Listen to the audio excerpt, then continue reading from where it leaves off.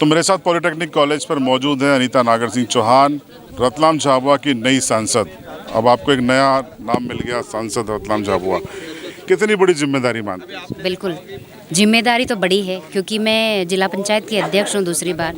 तो मैंने अलीराजपुर और जोबट विधानसभा को अच्छे से जाना है। मेरा मायका भी है, ससुराल भी है, अच्छे से परिचित हूँ। काम करने में भी आसानी है और कार्यकर्ताओं का भी सहयोग मिलता है। लेकिन 2 मार्च को टिकट हुआ और तब से मैं झाबुआ और रतलाम आई जाना शुरू हुआ। शुरू में मुझे लगा था कि मेरे लिए नया है। रतलाम की जो गली है, पहली गली मतलब मेन गली, उसको देखा था, बाकी मैंने नहीं देखा था।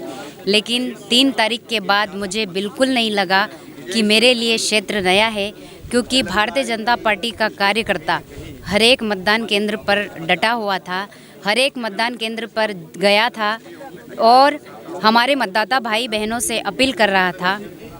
तो मुझे नहीं लगा कि मेरे लिए नया है। और अभी मेरा अलीराजपुर, झाबुआ और रतलाम 3 जिले पड़ते हैं। तो मैं मोदी जी को याद करती हूँ। जब भी मैं थकती हूँ तो मोदी जी को याद करती हूँ कि मोदी जी पता नहीं कितने घंटे काम करते हैं, 18 से भी ज़्यादा।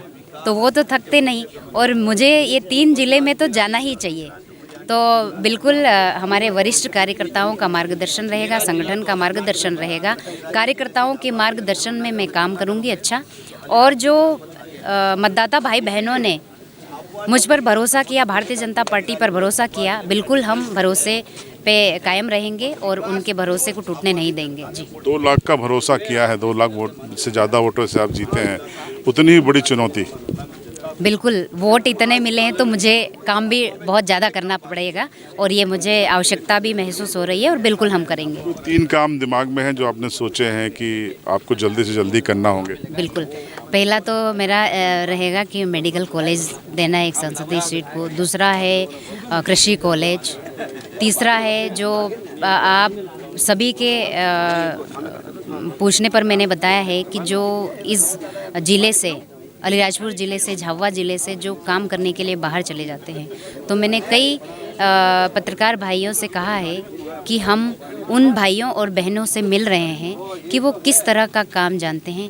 हम दोबारा मिलेंगे उनसे और जिस प्रकार से हमने अलीराजपुर ज़िले के छकतला में एक काम करने की कोशिश की है, जो हीरा घिसने का काम किया है, उनको फैक्ट्री करके दी है, तो वैसा यहाँ पर भी किस तरह का काम वो जानते हैं, उनके आधार पर हम उनको काम कराने की कोशिश करेंगे। 2 सुझाव हम भी आपको देंगे। एक तो दाहोद इंदौर जो रेलवे लाइन है वो स्लो गति से चल रही है, आपके नेतृत्व में वो गति बढ़ जाए।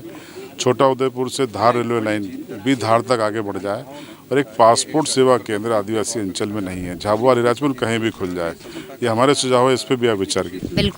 बिल्कुल हम आपके सुझाव को ध्यान में रखेंगे और प्राथमिकता से पूरे करेंगे। महिलाओं ने बहुत बम्पर वोट किया है आपको, युवाओं ने, बड़ी उम्मीदें आपको। जी बिल्कुल, आदरणीय दीदी यहीं पर हैं, निर्मला भूरिया जी जो कैबिनेट की मंत्री है।